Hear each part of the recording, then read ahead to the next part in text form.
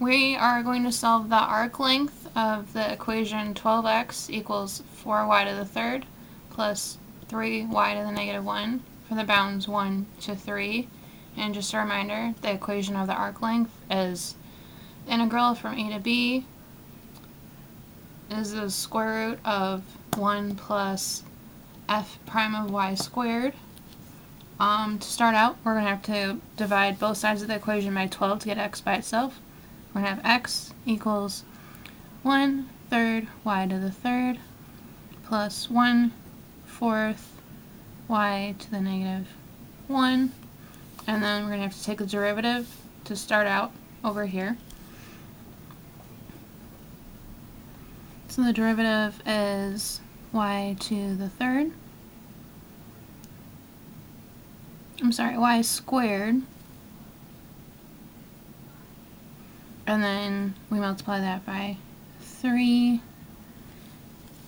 And then we have 1/4 times the negative 1 y to the negative 2. And then we're going to have to square that. So we have y squared minus 1/4 y squared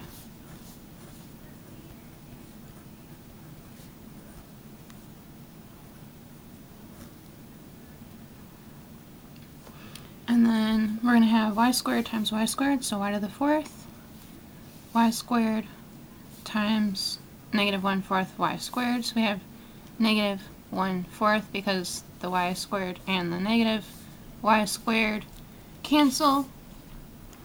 And the same thing over here, again negative 1/4, and then negative 1/4 y to the negative 2 times negative 1/4 y to the negative 2 is going to give me positive 1/16 y to the negative 4th.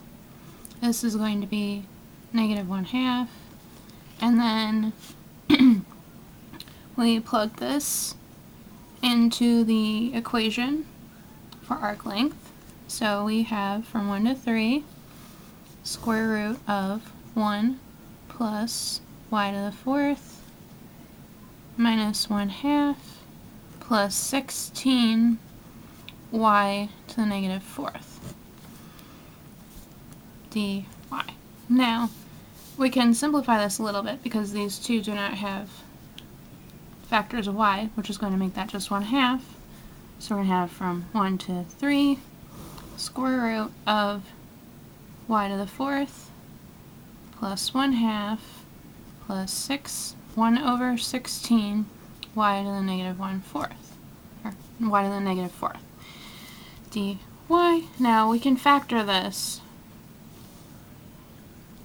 and if you're not sure, it's always good to multiply a couple things out, just make sure it works. The easiest way, if you're going to factor it into squares, is divide the outer parts by 2, so it's going to be, or divide both parts by itself, well, half of itself. So we're going to have y squared plus 1/4 y to the negative 2 squared. We're going to multiply that out just to make sure it comes out right. So we have y to the 4th, y squared times y squared plus 1/4 y to the negative 2, so we're going to have plus 1/4. Same thing here, plus 1/4 y to the negative 2 times itself, so we're going to have a positive 1/16 y to the negative 1/4.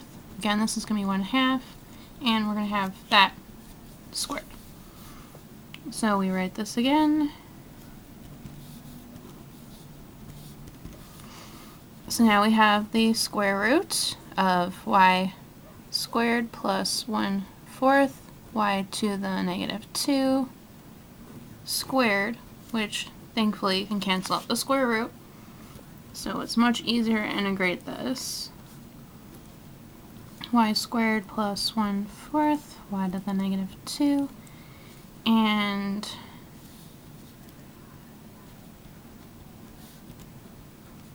we're going to integrate that. So we have y to the third over 3 plus 1/4.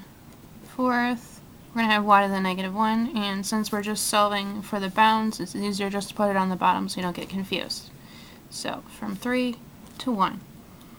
So 3 times 3 is 9, times 3 is 27, so we're going to have 27 over 3 plus 1 over 3 times 4 is 12. Oh, I forgot to multiply this by the -1. So this is minus. Okay, and that takes care of the 3. And then we subtract 1/3, because you put 1 into the y to the third power over 3. And then we have minus 1 over 4 times 1 is 4. Multiply out the negative sign, and then we have to find a common denominator. The easiest one here would be 12. So this is going to make this 4 over 12. And that's going to be 3 over 12.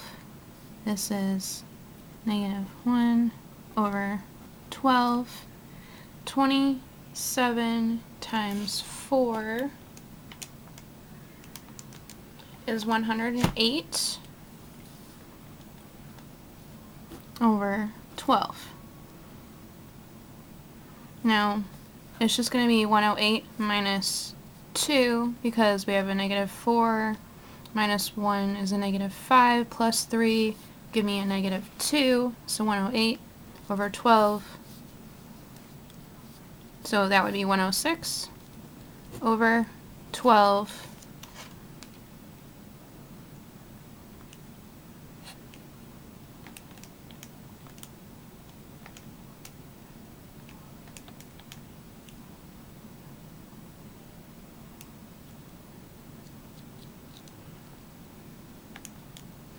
And then if we divide both of these by 2, we're going to get 53 over 6, which is going to be our final answer.